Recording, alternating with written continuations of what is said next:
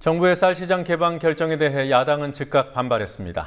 박근혜 대통령이 대선 때 농업만큼은 직접 챙기겠다고 했던 만큼 박 대통령이 농민들에게 직접 타격을 가한 것이라는 지적과 함께 박근혜 정부의 일방 통보식 행정에 대한 비판이 쏟아졌습니다. 새정치민주연합은 여야와 행정부, 농민이 참여하는 사자협의체 구성을 제안했고 통합진보당은 식량 안보를 지키기 위한 법률을 만들어야 한다고 주장했습니다. 취재 PD 연결해서 야당 반응 알아보겠습니다. 곽보아 PD. 네, 곽보아입니다. 네, 정부 발표 나온 직후에 야당들이 여러 가지 반응을 내놨더군요. 구체적으로 살펴볼까요?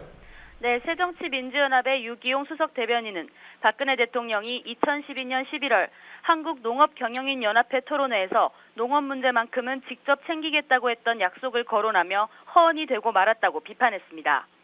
유 대변인은 정부는 WTO와 제대로 된 협상을 하지도 않고 수입쌀에 높은 관세를 부과하겠다고 하는데 도대체 몇 %를 부과하겠다는 건지조차 공개하지 않고 있다고 말했습니다.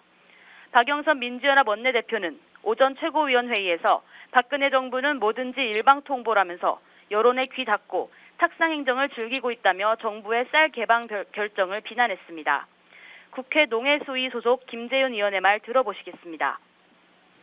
쌀시장 개방은 우리의 생명 산업인 쌀 생산 기반을 붕괴할 수 있는 매우 우려스러운 조치입니다. 특히 농민들하고 협의도 없이 추진하게 된 데 대해서 굉장히 국민적 분노를 가져올 수 있다고 봅니다. 협상도 제대로 해보지 않고 쌀 관세화를 결정한다는 것은 쌀 산업을 포기하는 거 아니냐라는 우려를 할 수가 있습니다.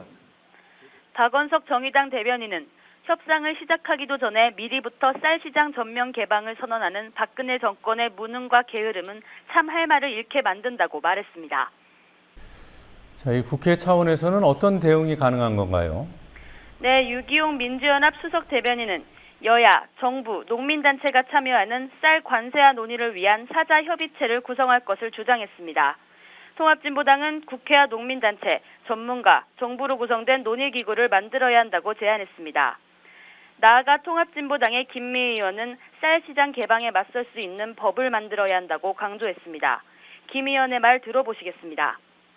쌀 개방을 지금 하지 않고 유예할 수 있는 다양한 그런 방식을 모색하고 또 우리가 어떻게 지금 농업을 살려서 그와 같은 개방 체제에 맞설 수 있을 것인지 이런 것들을 준비할 수 있는 그런 여러 가지 법이 필요합니다. 예를 들면 국민 기초 식량 보장법, 또 쌀 자급률 법제화 이런 것들이 시급하게 필요합니다. 쌀 시장 개방이 국회의 비준동의 대상인지에 대해서는 의견이 엇갈립니다. 국회 농해수산위 소속 김승남 민주연합 의원은 정부는 국회 비준동의가 필요 없거나 나중에 받아도 된다는 의견이고 일부 농민단체나 야당에서는 필요하다고 보는 등 입장 차이가 있다고 말했습니다. 네. 자, 곽보아 PD는 잠시 뒤에 재보선 소식 등 알아볼 때 정치권 소식 다시 연결해서 알려주시기 바랍니다.